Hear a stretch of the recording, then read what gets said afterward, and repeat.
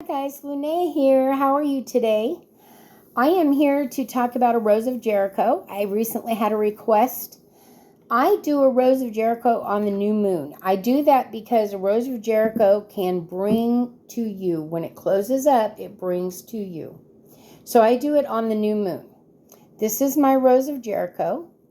It's just a dried up looking little thing. It's sitting in some water in my dish. And within 24 to 48 hours, it will be absolutely gorgeous and green. Believe it or not, as dead as that looks, it will be gorgeous. So we are going to let that soak for the next 24 to 48 hours, and I will come back and do more of a video then. There are many things you can do with a Rose of Jericho. You can even use them during the full moon to take things away from you. If you want to get rid of a bad habit or get rid of a person or get rid of anything, it can take away from you when the full moon is up and you do it, because the full moon is then going smaller.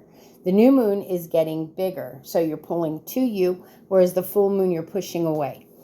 So a Rose of Jericho is great for magic. Now this person also asked, can it just be like a house plant? And it can.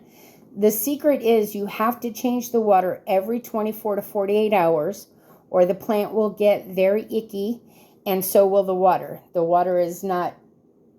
plant does not soak up the water. It will some, but not a whole lot. And you've got to keep it watered, and you've got to make sure it's fresh and very clean. I use distilled, and that's it. It'll flourish for a very long time like that, as long as you take care of it.